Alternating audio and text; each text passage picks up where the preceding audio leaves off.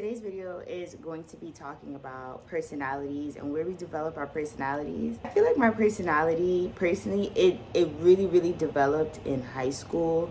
That's when I started to see like my true self really come out and not really give a fuck about like how people were gonna take me. So in high school, like I was very outgoing. Like I always wanted to like answer the questions in class. I wasn't afraid to present. Like I kind of enjoyed being in the spotlight in high school. And then when I went off to college, I realized that I didn't enjoy that aspect in the academic world. Personality developed so that I could be a better entrepreneur. Now I'm comfortable talking to random people all the time. I'm comfortable keeping my energy up to be around different people all the time and to relate to different people and to understand people and their backgrounds. I feel like my personality started there, but if we're talking like astrology terms, like I feel like our personalities start from birth. We all develop personalities based on our surroundings, the people that we're around, the things that we see, the things that we hear, the things that we smell, the things that we eat. Like it just helps you to develop an understanding of I like this versus I don't like this, and you trying to figure out like, okay, like how do I use discernment in different situations as you develop into like a full being, I should say. I was gonna say a person, but like as you develop into a full being, you start to like decide like, is this worth it? Is this me? Is this gonna bring out the better version of me? Like you kind of start to understand like what is actually worth your time and worth your energy. So all of that plays a role in your personality traits. Your personality can be dry, where some people you can say that they have very dry humor, they're very sarcastic, they're very witty, they're usually super smart people, and they just don't really know how to translate to the masses how fun and smart and like exciting they are to be around. Usually people like that stay in really small groups versus a person that's more on the bubbly side, that's more extroverted. They would have mass groups of friends. They would love to be in all the parties. They love being in all the events. That is not me, by the way. Don't invite me nowhere. I pretty much enjoy being in small groups, but I am somewhat of an introvert and an extrovert at the same time, so it's kind of weird.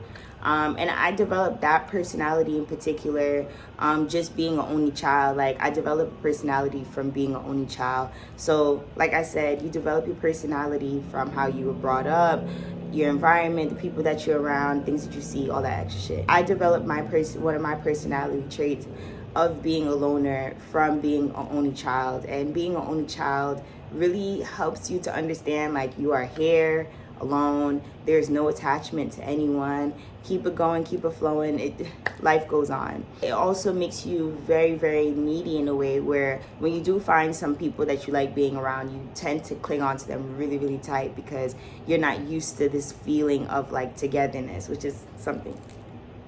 Pretty much I enjoy having that only child personality because it just makes me like understand like, man, I'm really thankful for not having a bunch of siblings, or I'm really thankful for not having to like deal with certain things with living with a bunch of people in the house and stuff like that. Like I've always kind of lived by myself, so when I do go out, I'm more of like the life of the party, because at home I'm usually really quiet.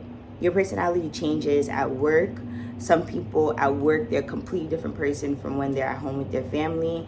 And it could be very drastic changes depending on the type of environments that you're entering.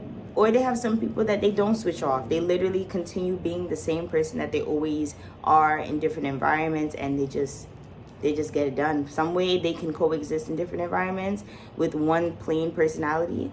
Kudos to them. But a lot of people code switch depending on if they're at work, if they work in corporate versus when they with their niggas on the block. Like it's very different. Your personality does change in relationships.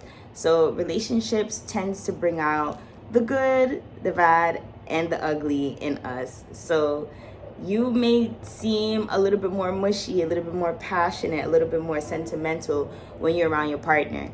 Or you may feel very resentful, you may feel very hurt, you may feel very like like I hate being around this person, so you feel very sad and drained. Like that's a personality that's being developed because of a person as well.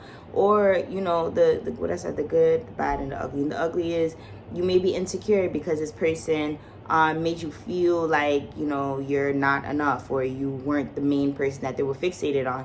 So you may develop an insecure personality that makes you very paranoid, and you're not able to really connect to your true self. Personalities develop after births in families, and it also develops after deaths in families. Some people, when they have a baby, they become more maternal, they become more open to children, and you know, they're a little bit more like, you know, what we say, mushy. Like they become a little bit more like open to the idea of children being around, and being a little bit more, you know, conservative because of the children, or whatever the case is, versus someone that just lost a family member and they develop a depressive personality where they feel like there's no reason to continue, or they feel down because they don't have this person around them anymore. So personalities, really, honestly, I really don't want to make this video too long, but literally I've developed different personalities based on different experiences that I've been through,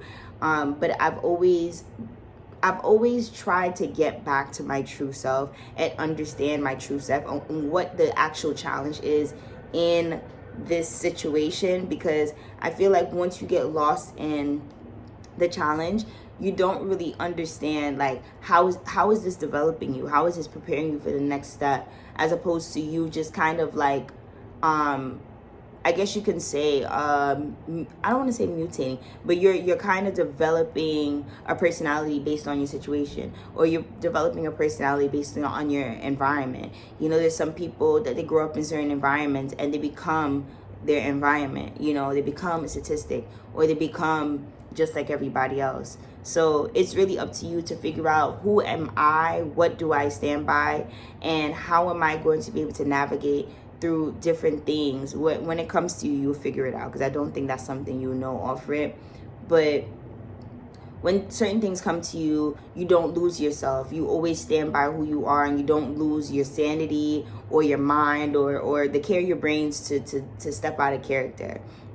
That's something that I really, really value, because I feel like people do try you on different occasions, and you can step out of character very easily, or you can slip up and just do anything that comes to mind, and that can change your personality, because you might end up in jail, bitch, and that personality is going to be a little different. Don't do that. I just wanted to talk about that. I felt very passionate about talking about this on camera, so I really hope that you guys enjoyed this video, and I'll see you guys in my next one.